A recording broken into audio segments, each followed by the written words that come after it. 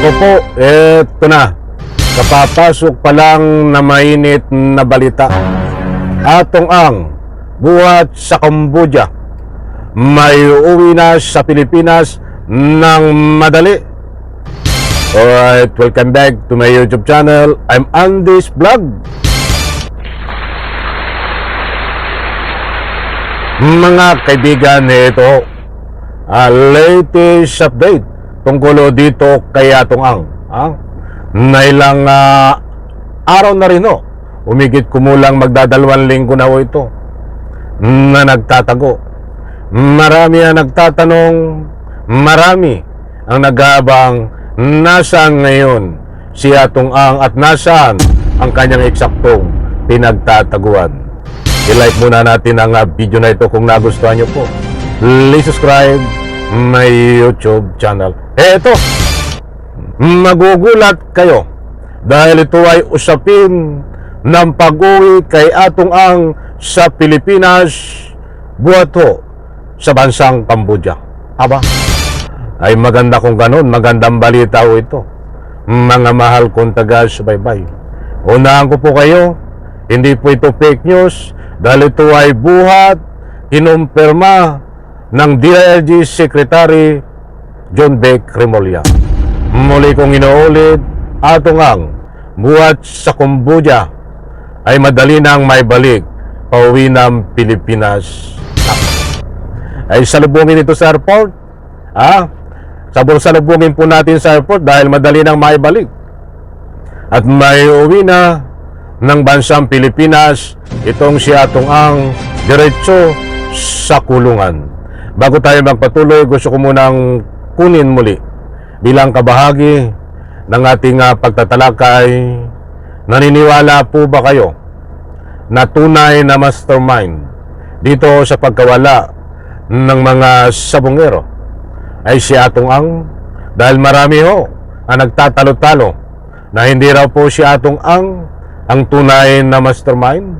O any reaction sa comment section, ninanyayaan ko kayo magbigay ng anumang public opinion. Eto, mga kaibigan, ibabahay ko po sa inyo ang kakulang resibo. Katunayan, kinumpirma mismo ng ating DILG Secretary John Beck Remulla atong ang buhat sa Cambodia ay may babalik sa bansang Pilipinas.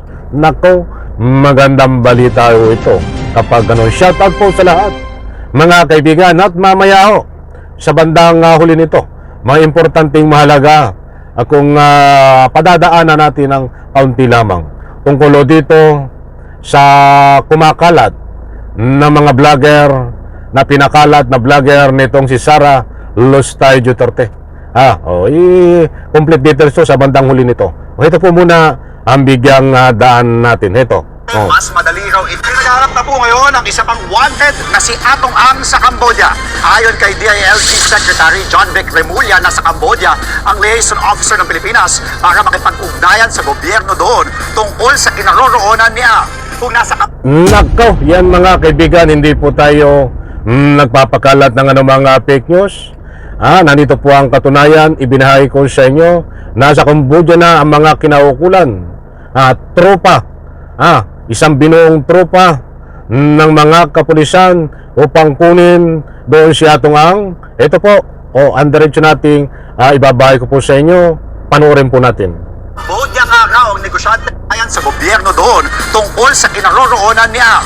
Kung nasa Cambodia nga raw ang negosyante, mas madali raw itong maibabalik dahil may extradition treaty doon ang Pilipinas. Aminado naman si Remulla, magiging mahirap ang paghanap kay Ang dahil na rin sa dami ng pera nito. Nahaharap sa kasong kidnapping with homicide at serious illegal detention si Ang dahil sa mga nawawala sa bungero.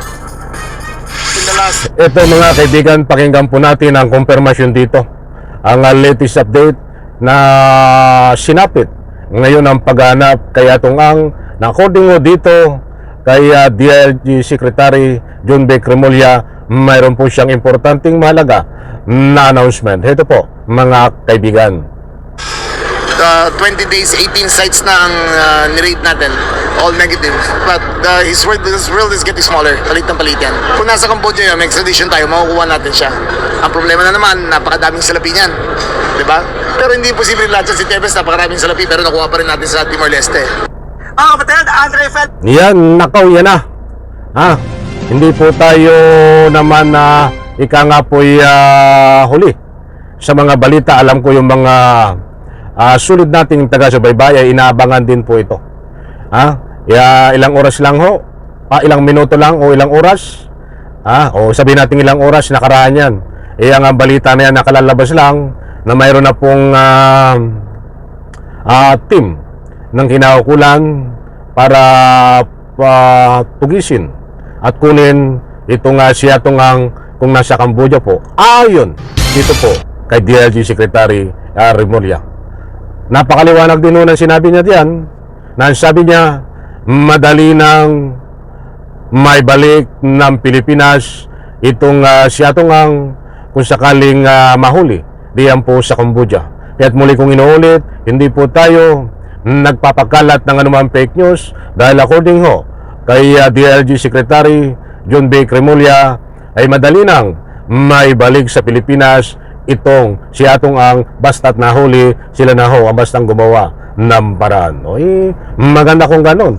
Mga kaibigan, hanggang ngayon po hindi pa nahuli siyatong abangan po natin dahil meron pong mga kinaukulan sa Cambodia para tugisin siyatong at gumagawa po ng paraan at anumang oras ho ito, anumang araw ay mahuhuli po ito kung nandun po sa Cambodia dahil meron po itong arrest warrant na legal. Muli po mga kaibigan, alam ko nakuha nyo ang gusto kong punto. At ito, padaanan ko muna ng kaunti mga mahal kong taga-subaybay dito sa aking maliit pa na YouTube channel. Gusto ko muna shout out, pasalamatan itong idol natin, magaling na content creator din. Ang kanyang Facebook ay itong si Uncle Isaac ng Ilocos Norte. Uncle Isaac Vlog, shout out. Maraming salamat sa iyo sa iyong pagsagot sa tawag at siyempre nag-usap po kami kanina ni Uncle Isaac Vlog at mayroon po kaming importanteng mahalaga na pinag-usapan mga kaibigan. At siyempre kasama na rin dito, ibabahagi ko po sa inyo. Huwag po kayong maniwala dito sa vlogger na pinakalat ni Sara Lustay Duterte. Isa na po diyan yun, no? Makikita po diyan sa larawan. Itong vlogger na ito na umiikot po diyan po sa part ng Ilocos Norte at nagpapakalat po ng mga fake news. Wala po siyang batayan at basta na lang ho magbibideo ng mga proyekto na ang sabi niya nga ho ay nakatingga. At ang kabubuhan pa ho nito, mga kaibigan, araw ng linggo wala hong trabaho, tapos ang sasabihin niya walang nagtatrabaho at nakatingga. Alam po natin ang layunin ho nito ay manira, manlito ng taong bayan. Huwag na natin isama yung kanyang tagasunod dahil ito ay tao ni Sara Lustay Duterte. Ang maniniwala lang ho dito sarili niya at siyempre ang tagasunod ni Sara Lustay Duterte. Ito po ay pakawala ni Sara Lustay Duterte, ng kampo ni Sara Lustay Duterte upang umikot sa Ilocos Norte at manira po. At ito nga, uulitin ko, pupunta sa isang lugar, sasabihin walang nagtatrabaho. Siyempre, wala po nagtatrabaho at araw ng linggo, rest day ng mga nagtatrabaho, tapos palalabasin na nakatingga ang proyekto. Abangan po ang vlog ko dito, full story sa next vlog ko, mga kaibigan, dito sa aking YouTube channel. Muli po, mag-ingat po tayo dito sa pinapakalat, huwag maniwala sa mga fake news na binabalita nito, pinapakalat nitong vlogger na ito. Isang like ko sa video nito. Maraming salamat. Bye-bye. Palakpak.